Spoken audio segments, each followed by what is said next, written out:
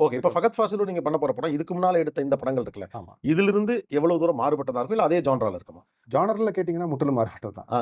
ஒற்றுமை என்னவாக இருக்கும் அப்படின்னு கேட்டோம்னா, அந்த இது எல்லாத்துலயும் உங்கள நேரடியா தொடக்கூடிய அந்த அந்த எமோஷனல் ஃபேக்டர் வந்து இதுல இருக்கும். அடுத்ததாக வரிசையாக இருக்கிற படங்கள். இப்ப ஃபகத் ஃபாசிலோட ஒரு படம். அடுத்தது அடுத்தது இப்போ ஒரு 2, 3 கதைகள் எழுதிட்டு இருக்கேன். விக்ரமோட உள்ள படம். அது எழுதணும் சார். எழுதணும். அது ஃபுல்லாவே எழுதணும் அது. ம். ஸோ அதுக்கான நேரம் கூடி வரணும். ஏன்னா அதுக்குன்னு ஒரு 4 மந்த்ஸ் அந்த மாரி நம்ம அலாட் பண்ணோம்.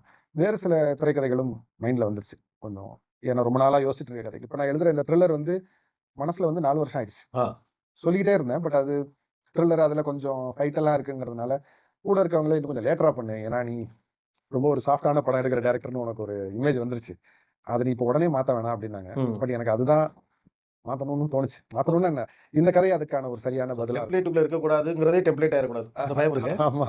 ஸோ அதனால சரின்ட்டு அத நான் இப்ப இது பண்ணலாமே. இத ட்ரை பண்ணலாமே. அண்ட் அது ஃபாஸ்ட்டா இருக்கிறது வந்து ரொம்ப பிடிச்சிருக்கு. ம். அவர் என்ன மாரி நடிகர்ன்னு நமக்கு தெரியும்.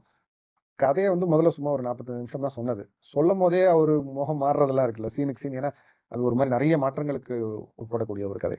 ஸோ அவர பார்க்கும்போது இன்னும் அது ரொம்ப ரொம்ப உற்சாகமாயிடுச்சு. நேரடி தமிழ் படம் அது. ஆமா. நேரடி தமிழ். நேரடி தமிழ் படம். அப்படி பார்த்தா ஃபகத்துக்கு நேரடி முழுக்க முழுக்க கதாநாயகனாக அனைமா அதுதான் இல்லையா? அதுதான் இருக்கும். பிரேம், ஃபகத், ஃபாஃபா காம்பினேஷனே இஸ் இன்ட்ரஸ்டிங். ஆமா. ஓகே. அதாவது மனசுல ஒரு கதை 4 வருஷத்துக்கு முன்னால வந்துச்சு. இப்ப தான் அத நான் ஷேப் பண்றேன்னு சொல்றீங்கல்ல. அதுல நியாயம் இருக்கு. ஆனா 4 வருஷத்துக்கு ஒரு படம் தான் எடுப்பேங்கிறது என்ன நியாயம்? இது நான் இப்ப திருந்திட்டேன். நல்லவனா மாறிட்டேன். அதனால தான் வேலைகள் முடிஞ்சு 1 இயர்க்குள்ள ஸ்டார்ட் பண்ணணும்னு நெனச்சேன். ஆ. அது செப்டம்பர் ரிலீஸ்.